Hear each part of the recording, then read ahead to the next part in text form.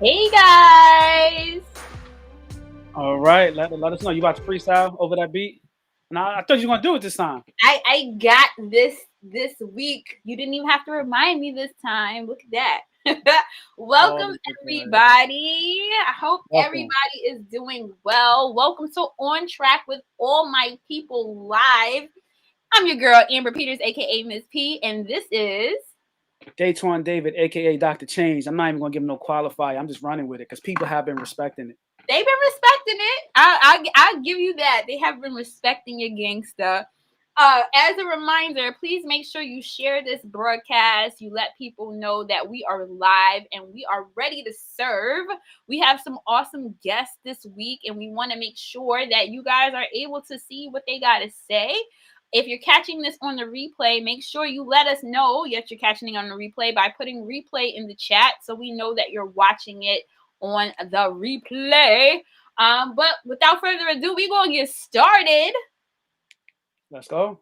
We're going to get started. So, wait. Daitwan, what did you think about last week? What did you think?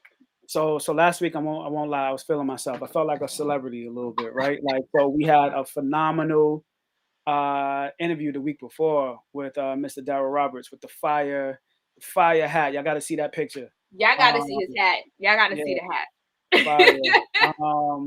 And what was amazing is, so I had this whole idea at one point in time where I was like, "Yo, can we create an HBCU in New York City?" Right? I just think HBCUs need to have a presence. And then I thought about it. I was like, "No, I wouldn't want that."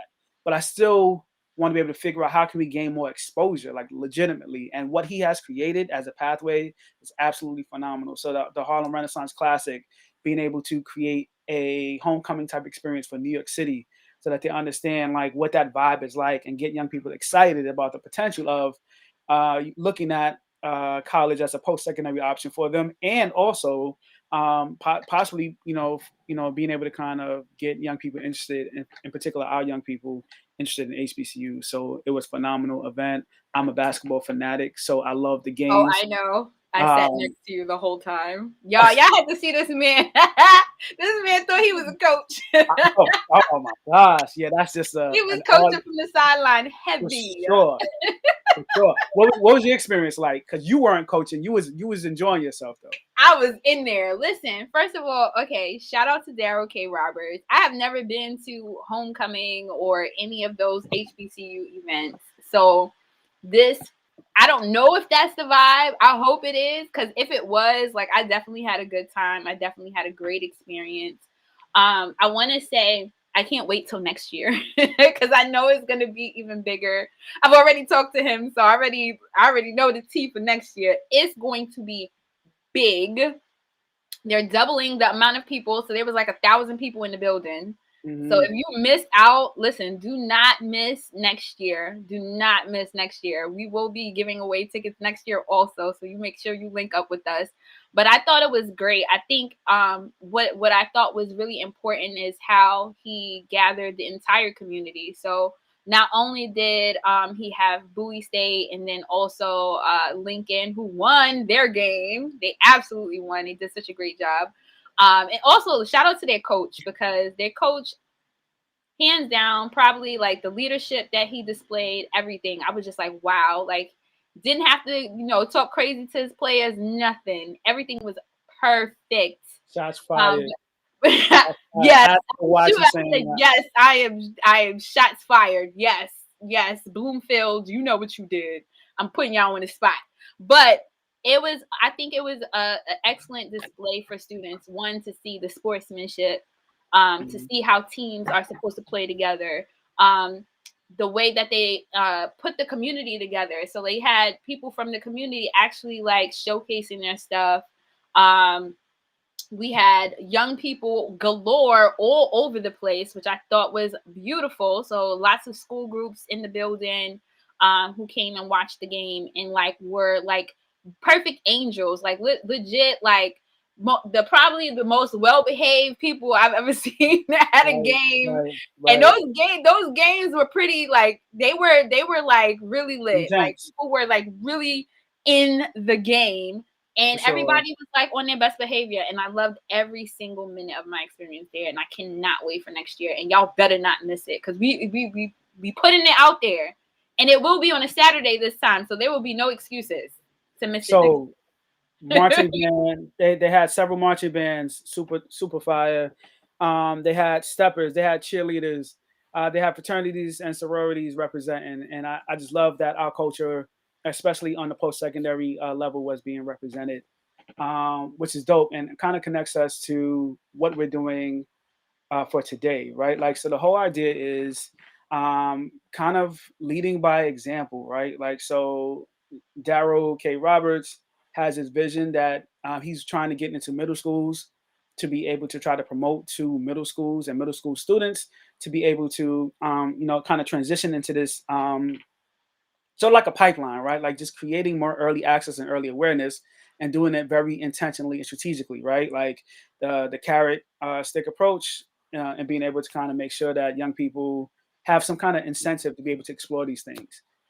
And that triggers something in my brain, like it would automatically spark something that I've been fortunate to work with um, two of the people, but in particular, Dr. Horton, who we're gonna bring on in a second, who prior to us college access for all becoming a big thing, this was something that she was already doing, right? And it was so phenomenal to kind of check and hear and be a part of like the legacy that she created.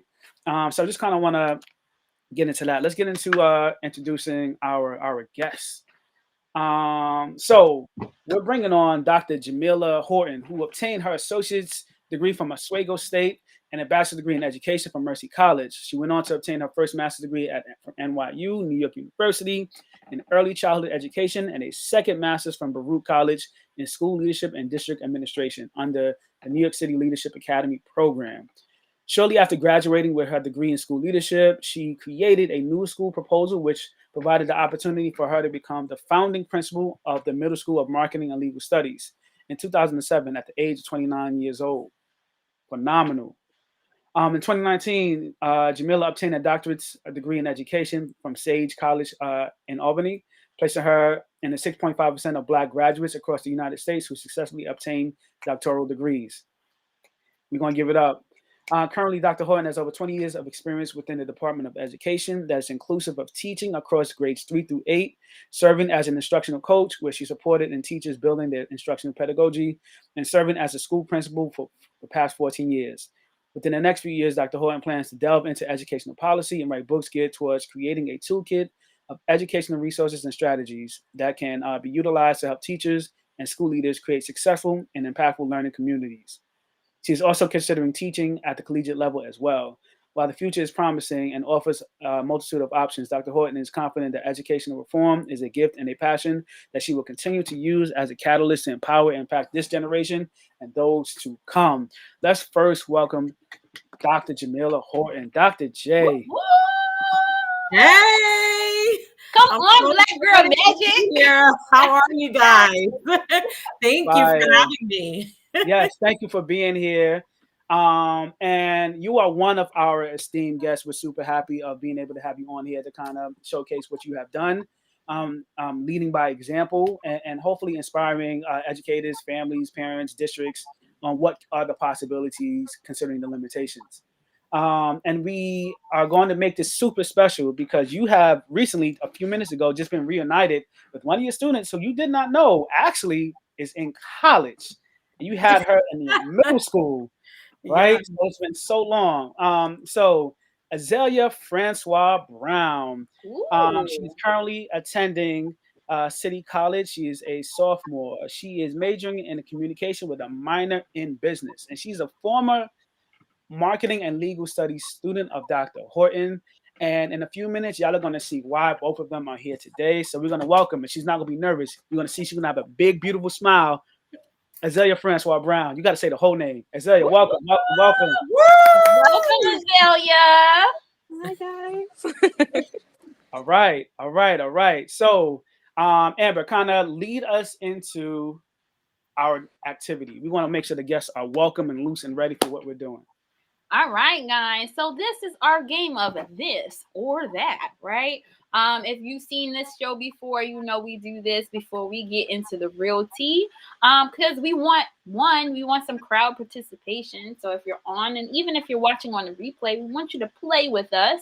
And also, it helps us to kind of get loose so we can have the deeper conversation that we all came here for. So, without further ado, it's this or that. You like that. Do your thing. I ain't hating. All right. So the first question, and either of you can answer first. Would you rather date an athlete or a fraternity man? I'm gonna say the fraternity man. And I think that's just living vicariously through not having that opportunity to attend the HBCU or just being so focused on my work and being on a scholarship that I didn't get a chance to pledge. So I would definitely say a frat brother. Azaelia, look, she like thinking about it. I know her answer. She better not be lying. I would say athlete. Of course. Of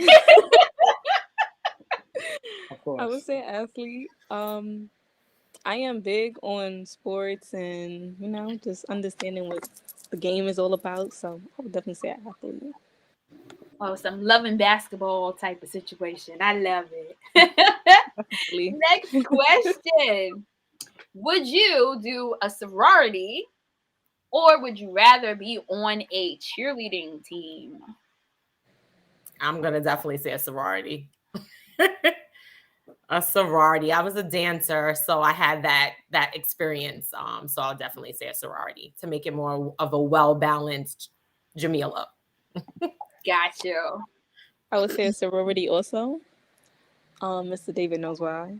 But I know why. I know why. And I'm not gonna bring it up because we're not supposed to. So I'm gonna leave it at that. But I'm super curious. If anybody in here wants to guess, if Dr. Horton were to pledge, what do you think she was gonna do? Oh, I think she would be a Delta. Woo! Yes, Mr. David feels that I would be an AKA. He really? Look at the way she just did this. I would say AKA. That don't mean nothing. AKA right here. Delta all the way. I would definitely pearls. Delta. All right. Clutch the pearls. Clutch the pearls. Oh yeah, Daryl, don't worry, we already. You missed it, Daryl. We was bigging you up at everything. Sure. He said y'all should have been at the HRC. I see. Yes, next year. Most certainly. Next year, we will make sure they are in the building. Next question on this. Wait, Azaelia, did you go? No, you didn't. Nope. Which one? I did. I said a sorority. Sorority. Okay. Next one. House party or a club? House party. I think I would say a house party too. Yeah.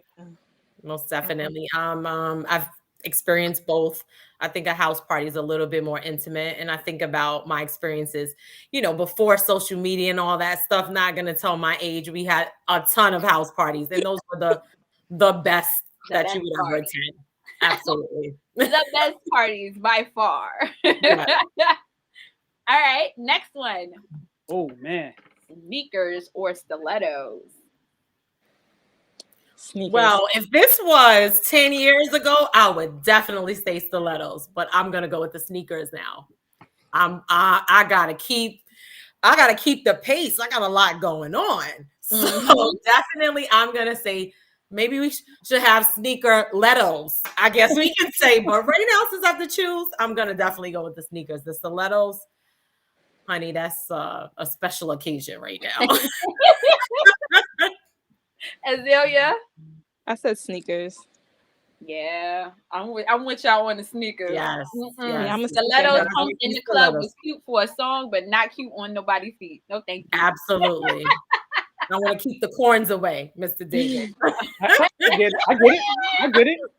get it. And last question of our this or that before we get deep. Okay. Spring break in the Caribbean or spring break in Europe? What say you? That's very hard, but I'm gonna definitely go with spring break in the Caribbean because I'm always there and I just love the tropical island and just you know the beauty of just being able to lay on the beach and have that crystal blue water for the most part. Yeah, so I'm definitely gonna say the Caribbean. Azaelia. Um, I would also say spring break in the Caribbean. My family is Caribbean. I just every time I go, it's just always a vibe. So I'll definitely say Caribbean. Where your family from? My father's Jamaican and my mother's from St. Vincent and the Grenadines. Ooh, nice. I like. I'm also a fellow coconut. My family is from the lovely island of Antigua. I'm distancing myself from that statement. Listen, my I'm gonna coconuts let you know what rock. it is.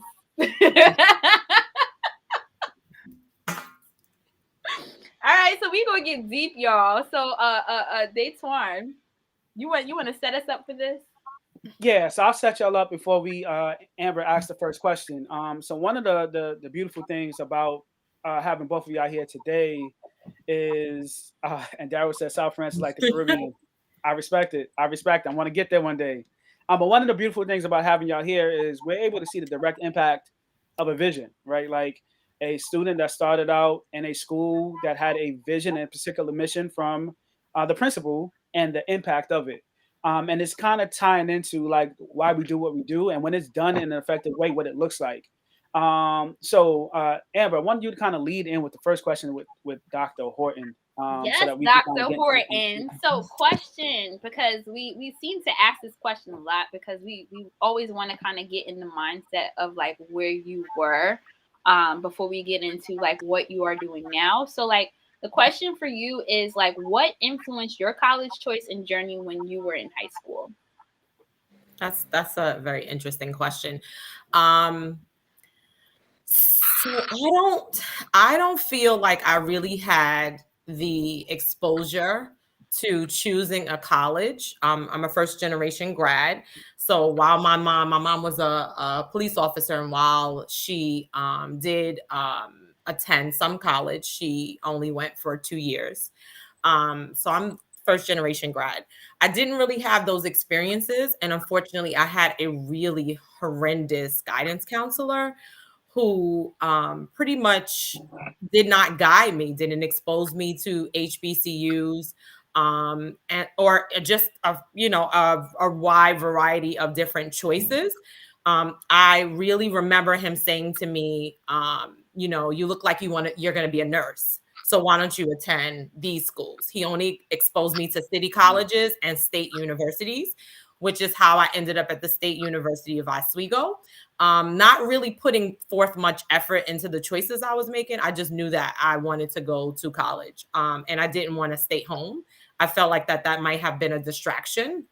So that was the choice I made. And as a result, hence why the creation of the school, Middle School of Marketing and Legal Studies, and also the choices that I made to make sure that my students were exposed early on to multiple possibilities of what college can look like, from HBCU to predominantly white colleges to also in inner city schools as well, universities and colleges as well. So that was really, really important to me because I felt like that could have potentially led me to a different way of looking at life and perspectives if I had the more exposure and more opportunity to just excel and be exposed to different types of colleges and universities. So, really quick, before I ask my main question, Dr. Horton, what people don't know is that you were a like bona fide dancer, like a dancer, right? In high school, why did you choose to make that shift in college? So at the time when I became a teacher, I became a teacher really early, 21, right out of college, practically. Dancers were not really respected in education, right? In formal education, the way they were. So I found myself caught between my passion and my ability to have to provide for myself. And early on, I've always been a go-getter. That's something that I learned from mom and just being raised by three strong Black women. And I just feel like with that, I made the choice to sort of make that choice to go to college. But what was the question again, Mr. David? Yes, it's more so like switching from dance to what you wound up Right. getting So into. after that, I was offered an opportunity to begin teaching. It was something that I did shortly after working for Pfizer, and did not like. Interesting. Yeah, so I started off working for Pfizer directly out of college and moved up the ladder really quick within 1 year. Did not like it at all. I graduated at 20. Did not like it at all, and just felt like there was much more I had to offer. And someone introduced me to something called a PPT license, which allowed you to teach provisionally. I went into the classroom and loved it. What was the area where I was torn was, as much as I loved dance, I also found a passion for teaching early on. And I was given the opportunity to be a third grade teacher. And at the time, that's when New York City testing was really a prevalent thing. I mean, it still is now, but it consumed a lot of my time. And because I really love what I did, I had to make a choice. And I stuck with teaching. And while I miss dance tremendously, I feel like this is where I was supposed to be. This is my niche. This is what I love to do. And I'm just glad to see that there are more opportunities now for the arts, right? And for people to go into the field of teaching and expressing themselves through art. So hence now I have been given the opportunity while middle school of marketing and legal studies closed. It provided an opportunity for me to merge two schools in the building and rebrand the school. Now we have the School of Media, Law, and Fine Arts, and students are exposed to multiple different forms of arts. And that's how I'm living that life again, making sure that students have that exposure to various things throughout their middle school career. So as Azaelia, while you were there and it was a phenomenal place, we've just expanded and grown to a point where students have so many more options and the ability to express themselves artistically and academically. So let's look at that, and I want to recap that, and then Azaelia, eventually going to get to you to have your space to shine. You're going to get your space to shine. So Dr. Horton, we've been working together for almost, I think, maybe over a decade right now, which has been super dope. So within that, some of the things that you have been able to stand out for me with is like you founded the school right under the ideology of essentially having young people become leaders, right, and understand their brands. You also wanted to place a focus on students becoming more civically engaged. So, like Azaelia was part of one of the groups that would actually go to the third graders in the neighboring elementary schools every single Friday. You wanted students to gain legal knowledge because that community was something that they certainly needed it. You also like dedicated class time, like specific class period and elective, for young people to explore like their high school choices in meaningful ways, in addition to like colleges. Fast forward to you just talked about the merger. You have things like marching band, dance, STEM, just things that kind of bring together a holistic educational experience for students. While also trying to maintain the rigor. The main question here is, so like, what was your motivation for these choices, and how were you able to like execute this vision while meeting the general expectations of the DOE? So I think for me, it's about constant evolvement. I've never wanted to be the type of leader, school leader, where I got stuck into this rut of this is the way you run a school. These are the expectations that the Department of Education bestowed upon me, and I'm going to carry them out, and that's it. For me, it was about really taking those opportunities to be observant, listen to students, and just sort of figure out what it is that I knew they needed from my own experiences, but also what they were pretty much saying indirectly. Mm-hmm. That's pretty much what led to all the various types of programs and the changes that occurred from middle school of marketing legal studies to what we have now, media, law, and fine arts. And I knew early on what art did for me in terms of dancing from the age of 3 all the way up until 21, 22 years old. and making sure that that was something that was entrenched and ingrained in me.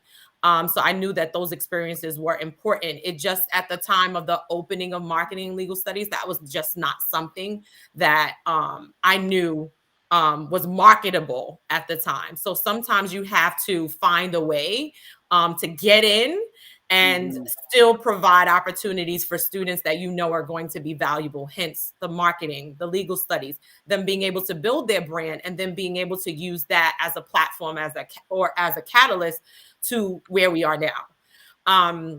So for me, it was about those important things. And I just saw so many of my students, which unfortunately I still see, not making the right choices at points in times, and then not having the capacity or the knowledge base to know when I've made a mistake, how do I still redeem myself? And how do I still make sure that I come out on top, right? And I learn powerful and impactful lessons. So for me, these programs were ingrained in those beliefs, and also what students were saying, whether that was verbally or through their actions. And then, as you stated, our partnership stems from you working for an organization, a leadership organization at the time, and just really having the opportunity to watch your interactions with students. And then this position can be very lonely at times, and while you think you have so many thought partners, that's not the case. Thought partners are very far, few and in between. And if you're really a systems leader, one that's innovative in your thinking, you have to have people around you of all different ages.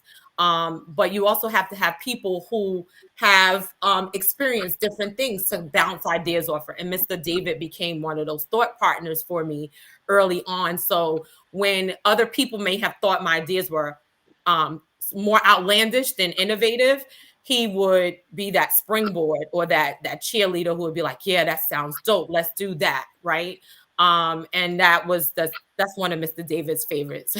That's why I laugh. That's why I laugh. Right. So just hearing that, and then him being a springboard, not only for my ideas, but also being able to extend and enhance, the vision that I may have had was so impactful. And for me, it's good to have smart people around you who can help you to execute that plan. Appreciate that. Nice. Oh man. So Azaelia, this question is for you.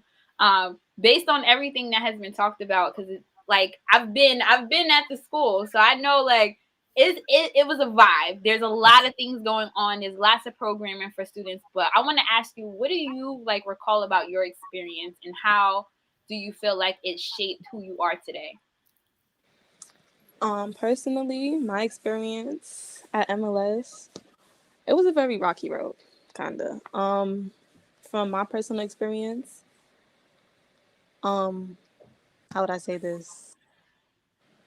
I would say that I learned a lot based on just being at MLS, the way things are, especially with the college process. I learned a lot, but I would say that the people within the school itself, like Miss Horton, Mr. David, Miss Jackson, everybody that was personally there, they pushed you more than what you would see on a regular basis. There was a lot going on. I'm not gonna put a lot out there, but there was a lot going on, trouble, people that you hung out with. And it was just like those people either brought you down or made you who you were as a person. But everybody there was able to help you and push you forward to be a better person. My experience was bittersweet, especially when I left, because my 8th grade year is when I really started to find myself and figure out exactly who I am, what I want to do, what I want to be. Within the next couple years of my life. Personally, I feel like my experience at MLS, I don't know, I feel like it just really changed me a lot as a person. So I'll provide some context because we're hearing her shyness, which is for the cameras, because she's not shy off camera. Let me provide you a little bit more context, right? 6th and 7th grade, Azaelia was like untapped potential. She was in the middle of a lot of stuff, an untapped potential. And one day I talked to Dr. Horton, 8th grade. So 8th grade year happened. She was in one class, and I felt she should have been in another class, getting some of those same opportunities because she was more than capable. So we talked to Dr. Horton and invited her to come in and actually do the tutoring. Do you remember that? Yes, So I you're the remember. only one from the other class that was able to Mhm. actually go to that tutoring. And I think something clicked for you, right? Like you saw how you were impacting other people. You saw what was happening with some of the other students that were having more rigor, getting more opportunities, being challenged more. And we're not going to talk about it now. We're going to fast forward to what happened because I was able and fortunate to be with you in college and in high school for your 4 years and Mhm. saw like the evolution and the change. But we'll get to that in a second. One thing that might have influenced that is Dr. Horton. So we talked about like amazing programming that you've had at the school. We also want to be able to kind of talk about the opportunities that you have created outside of the school, right? Like young people given the opportunity to learn more about themselves outside of Winthrop. So I want you to kind of talk about like your vision because prior to it becoming like a thing that a lot of people were doing, you decided to dedicate your budget to find creative ways to fundraise and to create an opportunity where young people would be able to go away for 3 or 4 days, visit HBCUs in particular. That was a priority, but then other schools as well in the DMV area, and also have like an experience. What led that, right? Because we were able to kind of visit Georgetown, American University, Howard University. We did Princeton, Delaware, University of Maryland. We did a lot of schools, and a lot of people would be like, "Oh, I'm not taking these middle school students anywhere." What was the reason that you wanted to expose them to this opportunity? So, as I stated before, my experiences, or I should say lack thereof, with middle school and high school, not having those opportunities, or my parents, not really being afforded with those experiences themselves to be able to expose me to it was definitely the fuel and the fire I needed. I wanted to ensure that as a school leader, that if I am about really impacting change comes through experiences, right? Academic as well as field experiences. And for me, Mhm. as I told you before, my really small, narrow-minded experience when it came to selecting colleges because of the lack of guidance that I received, it really impacted me. And I don't want to say negatively. I think it was definitely positive because that gave me the fuel and the ammunition that I needed to be who I am today. And then to be able to effectuate change into the generations of students that I've had the opportunity to work with. So for me, it was all about my lack of experiences and just being grateful for knowing that when you have a gift, and it's something that is beyond just a gift, but just more so envisioning what you want your Black and brown students to be able to succeed and aspire towards. It was just like the sky's the limit. And I'm not going to allow certain restrictions that are given to you by the Department of Ed to kind of allow me not to expose the kids. So for me, it was always about what are some ways that we can think and utilize kids and their wants and their needs, right? So we knew they love junk food, right? So why not have an ongoing fundraiser and use that and be able to prove that that money was going towards something like yearly college tours. And Mr. David, it will also be remiss of me not to talk about the college experience starting from 7th grade, 6th and 7th grade, where students were taking college tours in a city college. I mean, within the city college tours, and then us expanding to that by Mhm. 8th grade, where you have this opportunity to be able to spend 3 days. And we went from 3 days to 4 day, 3 night trips of experiencing predominantly white colleges, um, HBCUs, independent schools. So for me, it was just more so about giving back. You've always heard your family say, I want you to be more successful than I am. My mother uses that term all the time. So I'm always telling my Mhm. son about that. You have big shoes to fill, right? Because I've laid the foundation for you to be nothing but successful. And I wanted to do that for my own students as well. Let them know that the sky's the limit. And then also, like I said, for me, I could see myself all the way in a HBCU from early on, but never had that opportunity. So giving my students the opportunity to experience that is amazing. And we have some students who actually attend the HBCUs and are currently there as we speak now. Oh my God, his name escapes me right now, but he's in Duke University, even though that's not an HBCU. The fact of the matter is that our visits to these colleges and him being a part of this led to the decisions that he made. He's pledging right now. So just a lot of different things. I'm going to remember the name in a minute. Too many minutes to remember. Yeah. So for me, that's what it was all about. It was definitely about making sure that I gave back to my community and my students more than what they were exposed to. They needed to leave and know that it's beyond just New York City or the borough in which they resided in. For sure. I really appreciate that, because I think that's the running theme. I think for the last, how many weeks we've been doing this? 5 weeks we've been doing this, and this has been the thing, the exposure piece. So Azaelia, this question is for you, because I want to know like what that felt like. So I see here that you had the opportunity to go on the second ever trip. So how do you feel like that experience changed you? Like what did you learn about yourself in that experience? Like how did you feel, and what do you remember about that time? So that experience actually changed me for real. Like, cause from that experience, I knew exactly where I wanted to go, what I wanted to do, how I wanted to be done. That experience made me actually want to attend the HBCU, even though I don't attend one right now. It's coming though. It actually made me want to attend one. That experience, what I remember was like, I remember just seeing a whole bunch of people of my color, like certain, like right now, even when I go to a school that's diverse, it's like you don't really see many people, black and brown people, but going to HBCU, it's just like, yeah, you know, you're around your people, you know exactly what's going on, what it's about.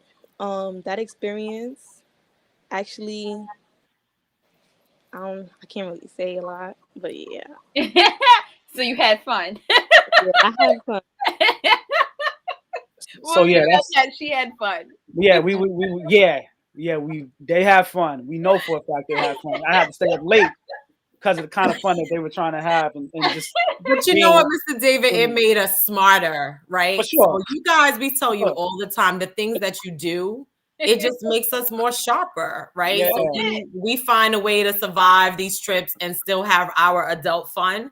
But at the same time, make sure that you guys are safe and that there's a balance of fun and education happening. Which was an important part, and I was so happy that you know, and I think it speaks to Daryl's point of the fact that young people need to be exposed to this stuff in a way that is palpable, right? Like that they're going to really engage with it. The engagement part is super important. If we just went on a bunch of college tours and didn't have a strategic way of saying like, hey, this is going to be interactive, this is going to be fun, this is going to be work, because Azalea's group, we had them dress up for American University, right? Yes, like, yes, and I still got the picture. I'm gonna post that picture. Azaelia dressed up sharp, and I think it was such a really dope experience. So Azaelia, this is the next question back to you.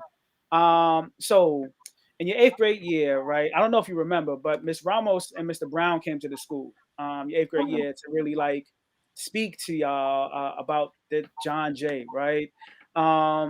And so I know that had an influence in you deciding to go to John Jay High School.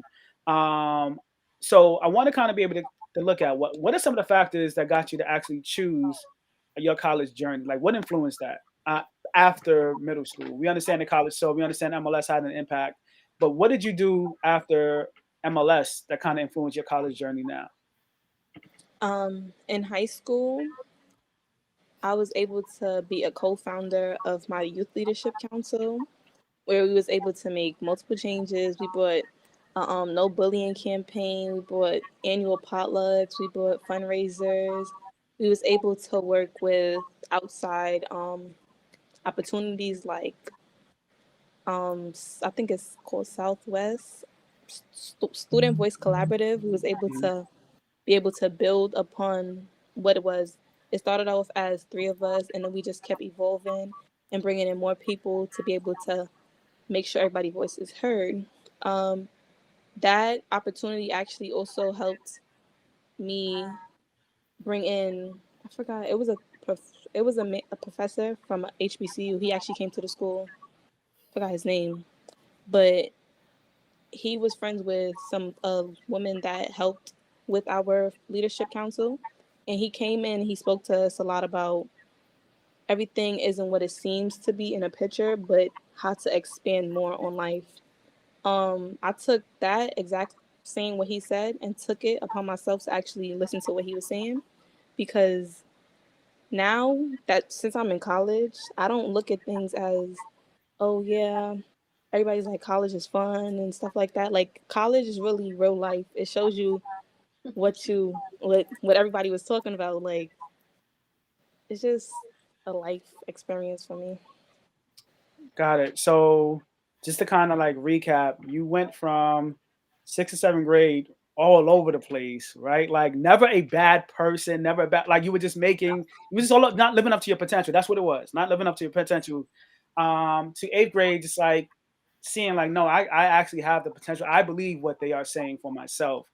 To high school, essentially taking on leadership positions, and you're being humble about it. Like you were a school leader, like in your class, you were known as a leader within the school community. And one of the most impressive things that I saw in your senior year, I think y'all found out that y'all were getting a new principal on like the first day or like the first couple of days of the school. And you stood up and said to the new principal who just got introduced, hey, what are you going to do to bring our school community together? And I was like, man, she has arrived, right? Like that was such a powerful question. And he was probably taken aback by it because he's like, yo, I just got here, a few minutes ago, but you have arrived. So I think it's super dope, and I want to applaud you for you believing in yourself, right? Like it's but so much we can say to you about you, but you actually believe what you believe for yourself, and I absolutely think that that is dope. So Amber, it's up for you. I would say I just wanted to like piggyback off that. Like shout out to you for like doing such an amazing job. For anybody who's listening to this, I want you guys to like really like hear like how she evolved, because I think that's the missing link with our young people now, is that they don't understand that that's the type of leadership. When we talk about like you have to have leadership qualities, that's the type of leadership we're talking about. That's the type of, you have to like be the one to kind of get things started, take initiative, even if there's no opportunities, that you're the person who's leading, jumping in and making things happen, whether it's you by yourself or if you have a team of people who support it, that you're actually doing the work, because that's the thing that gets you seen. So shout out to you for that, because that's super important. But I'm going to bring this question back to Dr. Horton. So here's one thing that I'm thinking in my head. I'm looking at the question and I'm just thinking about all the school leaders that I know. So I want you to direct this question, like I want you to direct this answer directly to your people, right? We have lots of I'm personally connected to people who have like just started their principal journey. Like so this year is like their first year being principal or vice principal. So please make sure like go in on this question, because I know they're going to need that support. So I want you to talk about like what do you think school leaders need to do in order to like dedicate the time to make these opportunities possible for their students. Like what advice would you give them, even if they feel like, or if they feel like they're not being supported? Like what would you tell them to help them to make things happen, like you have with your school? What would you tell them to like actually make things happen at their schools? Several things. One, I would want them to know that it's important to always think outside of the box, and not just be narrow-minded in the way they execute the vision for the school. I think it's important to make sure that you have a team of particular people. And that could be a small team. I always consider it to be my A team, right? Whether that's two people, two strong, very strong people who you trust with your vision, people who you feel have your best interest at heart, and the kids for the most part, right? So it's about developing that team and sharing those thoughts and ideas with them and allowing them to be thought partners for you. And for me, it's just also about just being brave and thinking about impact, right? So in order to really bring about change, you can't be a punk. You really can't. You have to really take that time to really say, these are the things that I want to do for my kids or for my community. This is why. Make sure that the vision is written and it's plain. People understand, and that there are people, that team of people that you have with you can also articulate and execute the vision, right? So that means that they have to be invested in what you're saying and believe in your mission and vision, and feel like they're part of it. And then lastly, I would say stay focused, right? So if you find yourself saying, oh, this is something else I want to do, take your time and really just develop one thing over the course of time. And make sure that that one thing that you have put this effort and energy into just really blossoms and can lead to a springboard of other opportunities. And then for me, it's about flexibility in hiring. Not always thinking, oh, this is the math teacher, but thinking, does this person have a legal studies background? Does this person have a marketing background? Does this person have a sports background? So for me, it's always been about strategic hiring and knowing how I can use people in multiple ways to sort of bring about that vision. I love that. I love that. That's listen, if y'all took nothing away from that, strategic hiring, you need to know your people. You have to have people that is going to help you to like get the vision off the ground. So you need people who are invested. I love it. Love it all the way. Right. Like right now, Mr. David knows our SAPIS worker, who is the substance abuse counselor. She also played D1 in college and was trained, I can't think of her name right now, popular coach for professionals, women's basketball. Can't think of her name right now. You guys know if you're a sports fanatic. And she trained with them, and she's now serving as our basketball sports coach. So it's all about how you hire and what people are able to bring to the table, and then allowing them to say, okay, this is what I got a degree in, but this is also something that's a passion of mine, because they don't see working beyond the hours of their contractual as an obligation, but more so as an opportunity to just really pour into students in a more creative way. Love it. Oh, so we're getting towards the end of interviewing y'all and putting y'all in the hot seat. We have this next question is for Azaelia. Azaelia, back on the hot seat, but you got this. I want to know, like, so what is the importance of being able to explore your interests, who you are, and who you could be while you are in middle school? Like, why is that an important thing that all schools should do? I feel as though that's an important thing to do, because personally, middle school makes you realize a lot of things. If you don't know what you really want, if you're not able to identify yourself within middle school, I feel like when you get to high school, it's going to be kind of hard to really be like, yeah, it's time to find myself. Well, it's never too late to find yourself and who you are, but being able to have that jump start from middle school, it makes you grow more into who you are and who you're going to be. So, yeah. I'll take it. So we want to, Amber, I want you to lead us into this this next segment, and we'll bring y'all back into that. There was an article that Amber read that I think is super dope, and I have a follow-up question I'd like for both of y'all to answer. So Amber, what was the article about? All right, so if you guys have been reading the headlines recently, probably like in the last maybe like 2 weeks or so, there was a young man named Cameron Tucker who was 16 years old from Detroit. He was caught in the school's bathroom giving out haircuts. He was, you know, hooking up all his homies in the bathroom, and he was caught by a teacher who at first didn't say anything, and then I guess he reported it to the school officials. Then they called mom, let her know, like, hey, yeah, your kid's in trouble because your kid is doing the most in the bathroom. He's like, literally had a line out the door, out of the bathroom, because I guess, you know, he does a good job and people wanted to get a cut. So he was suspended for 1 day. But the conversation has been around was like, was this punishment necessary?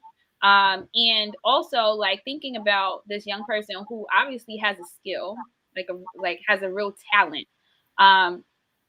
Should we have punished him, or should we have found a way to like cultivate his strengths? Just so we know, he did receive an apprenticeship from like one of the top barbers in Detroit. So somebody did take him under his wing so that they can, you know, continue to build on his skills. But do you feel like the school kind of like acted right in that moment? Or should they have done something different? Could the punishment have been different?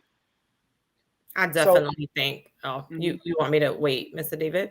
Yeah, I just want to bring into the context, right? So if we bring Azaelia in here, 6th or 7th grade, Azaelia, beautiful spirit, all over the place. What I think we all needed to recognize is that, like, Azaelia, when I got to high school, she was a connector and she was a leader, right? And so, like, a lot of the things that would have been perceived as mixy in middle school, it was actually to her advantage. Like, she was bridging communities, right? So with that being stated, Dr. Owen, how would you respond to Amber's original question on, did they do the right thing, or like what could have been a better approach? So I believe oftentimes school leaders, school officials, they are so sort of tied to what the Department of Ed sees fit in terms of reprimands, that oftentimes we get so boggled down with this, and we lose sight of the fact that there are so many different ways of looking at things and using it as an opportunity or platform to be a teachable moment for people, but also to help this particular student. Like the principal I was 14 years ago is not the principal I am now. So I think that my approach 14 years ago may have been different because I was new, didn't really know how to navigate the various channels and how to address and reprimand, or not so much reprimand, but address certain issues that might be considered out of the confines of what you would consider normal or acceptable. But 14-year-old now principal would have definitely brought the young man and his parents in and explained, like, while the timing of what he did was not the appropriate time, I still would like to create a platform for this young man to still be able to cut hair, of course, with permission slips, you know, and all those various things during a time that was more beneficial and acceptable, right? So not during school time, but allow him to still be able to do that. And then because of my innovative thinking, think about a way where he could capitalize off of this financially to kind of help him out, but also be able to know that a part of the proceeds of the money that he was making would go back to programs at the school to kind of support other business and entrepreneurs, or continue with like programs at the school that would allow students like Azaelia to benefit from these college tours or different programs at the school. So for me now, it would definitely be about providing a platform for that student to be able to continue to do what he does well, but making sure that there's a specific time for him to do so, and that there are guidelines in place for safety of students to be able to do so, and that he would be able to give back to the community as well. Yeah. I love that. I love it. Wait, I'm already like, wow, we got somebody who can cut hair on the premises. Yeah. Let me find out. I gotta say this because here's the thing, right? See, this is the kind of forward thinking we need from like our school leaders, because we do have all this untapped potential. Just like, listen, kids intuitively just know how to do stuff. Like, they coming out the womb just knowing how to do stuff. but it's all about how we cultivate it, right? And it's all about how we show them more opportunities and how we grow them, whether or not they're going to want to continue to do it, or maybe like that could have went another way where the kid just felt like bad about like what he was doing and completely turned away from it. Absolutely. We could have gave him a platform. So I really love that. And also like loving the give back feature of it, because then he also can experience what it means to give back in a more meaningful way also. Absolutely. Super dope. Yep. So I have two other questions that are very brief, but I want you to lead your scholarship. We're going to get out of here. Daitwan David. You're going to get it. You're going to understand why. You're going to be like, yo, I'm 4 minutes, sir. I got you. Do your scholarship thing. Do your scholarship thing.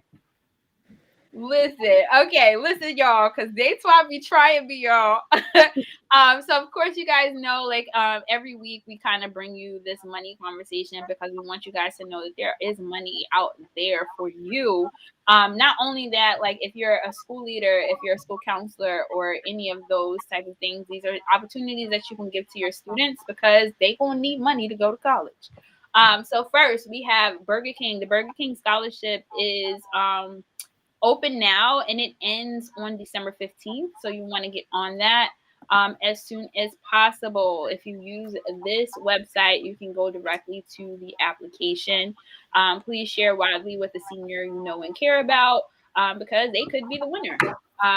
We also have Generation Google. I brought this up last week, but the deadline is fast approaching.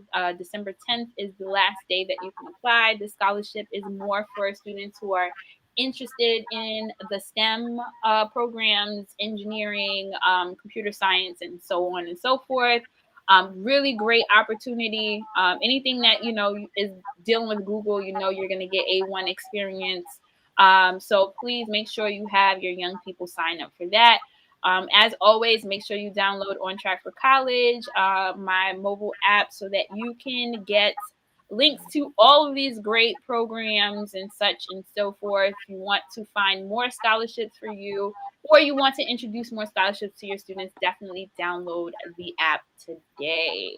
All right, Daitwan, you can ask your questions now. Okay, so I'm going to wrap it up because you're going to be failing this. But let me do the recap so that they have the final word. So I do a recap essentially of some of the important points that were discussed in the episode. So some of the things I would mention is the strategic hiring, right, and the importance of it. Like, be very intentional about who you're hiring, how you're hiring, and what they are bringing to the table beyond just like the surface. That's extremely important. Have people that are invested in your mission and vision. I think that's both as a practitioner, but also as a student, right? Like, so like, Azaelia right now has people that are invested in her success, right? That can kind of motivate her to get through to some of the things that she's aspiring to right now. We all know, we're not going to mention it, but we all know what she's trying to do next. I think that's super dope. We're rooting for her. Put people in positions to win based on their passions. I think, once again, this is for practitioners and students, right?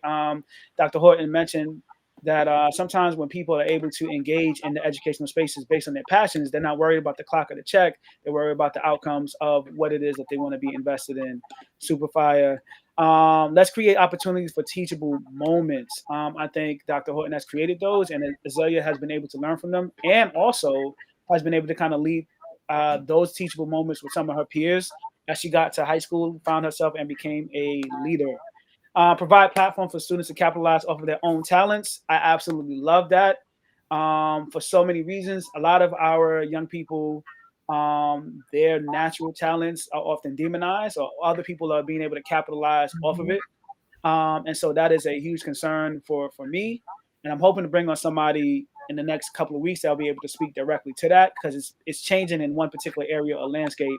Lastly, be able to kind of balance out students having the opportunity to learn in school and also do field work. And I like the fact that you use that term field work, because it suggests that they're outside, not just having an experience, but actively doing something with intention. So absolutely great. Now, last word is going to be on both of y'all. Azaelia, I'm going to ask you a question. I'm going to ask Dr. Horton a question. Let me give you 60 seconds. Azaelia, Dr. Horton, like many educators, has experienced burnout at different points in times where she decided, like, hey, I need to step away. What would you say to her as the reason why she should if she's able to, that she should stay based on the impact that she's had on you? 60 seconds. I feel like you should stay and don't let the burnout affect who you are, because I feel like you have such a strong impact on young adults that you probably, I know you realize that you have a very strong impact, but I'm not sure if you realize that it for you, like it as a whole.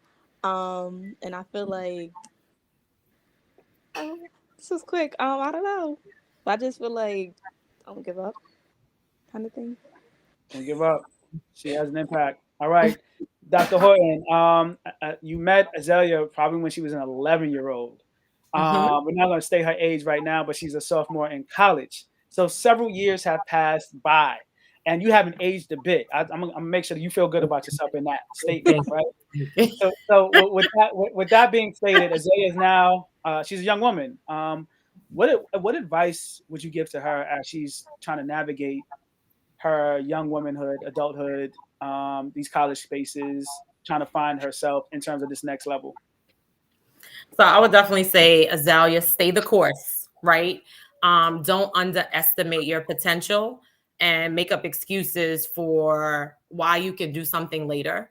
Because if you think I'm phenomenal now, and I tell you about all the times in which I put things on the back burner because I'm like, I have so much time. Time is of the essence. And the more you put things on the back burner, or you say, I can get to it later, the less time you have to just achieve these endless possibilities. So I would definitely say, stay the course, stay focused, have that balance, because it's important to still be a young adult. But no, keep people around you that's going to encourage you to constantly be reflective and do the right thing. And just know that, if you feel that I've been impactful, Mr. David has been with you for quite some time, don't forget about us, right? Because we've experienced these things, and sometimes you just need somebody to definitely talk to and be real with you and let you know, give you some positive advice and feedback on where you should go without directly bossing you or telling you what to do. So definitely, I would say that stay the course, stay focused, make sure you keep positive people around you of all different ages, right? You want people of your age category, but you also want people a little bit older and wiser who's had these experiences to kind of lead and guide you. And just know you're good, you're great, and your potential is as high as you allow yourself to think of what you're capable of doing, right? So don't ever like put yourself down and say that's something that I'm not capable of doing, because you definitely have it in you. Dr. Horton, Queen Azaelia. I have all the feels right now. I just want to let y'all know that. I love this. It was awesome. It was awesome. I'm so grateful that you guys invited me. It was a push, my 2.5 hour drive. I left at 3. And you did it just for us. Thank you so much for that. Yes, but it was a pleasure. Definitely a pleasure. I know Mr. David and his angles with his questions. So I got you, Mr. David. I'm peeping you. I've been preparing y'all for this for a long time, both of y'all. Yes. So absolutely. I appreciate it. Amber, it was really a pleasure to sit down on this level, because the experiences and interactions we've had before was just like passing in the hallway, right? In the auditorium. So it was awesome to just really, sit and talk with you guys. Awesome. We appreciate anytime. So much. Dr. Horton. Okay. We'll see y'all later on. Dr. Horton, I'll be seeing you in the next couple of days, and we'll talk about this. So yes, absolutely. And think about, after this pandemic and all these various strands, what we're going to do to just take this to a higher level. Absolutely. And I'm sure you're going to be, somebody's going to be reaching out to the gentleman, the esteemed gentleman, Dr. K. Roberts. I'm sure he already wants to connect, because you already have started a lot of the vision. And then, we have our marching band now. So don't forget about us for next year with this. Oh, you hear that, Daryl? We have our marching band pride, okay? Marching band, drum section. Don't sleep on us, all right? And I'm wearing it. I wore it today. Yes. Yes. Well, hold on. I earned it. It has my name on it. That's how much she respects me. I love it. Yes, absolutely. I love Appreciate it. So y'all. thank you guys for tuning in again. Thank you, Azaelia. Thank you, Dr. J. I'm gonna shout the name you chose for yourself today. Thank you guys for watching. We sincerely appreciate you. If you missed our live broadcast, please make sure you catch us on the replay. If you're just tuning in, because we're out of here. If you want to catch us, you can catch us on the Instagram. My handle is On Track with Mizz P. So not Miss P, Mizzp. And you can catch All My People LLC over there as well. And we're going to be talking. So we're going to pretty much do this, but we're going to do it a little bit differently because our audience is a little younger over there. So kind of same but different. So if you missed us live, you can catch us over there and get some of the tea. So thanks again for joining us. We're on track with All My People Live. I'm on track with Mizz P, and he is All My People LLC. And together we are on track with All My People Live. Till next time, we're outie 3,000, 2,000, 4,000, whatever they're calling it nowadays. Peace out. Bye, guys. Have a good evening. Bye. Good night. Bye. Bye.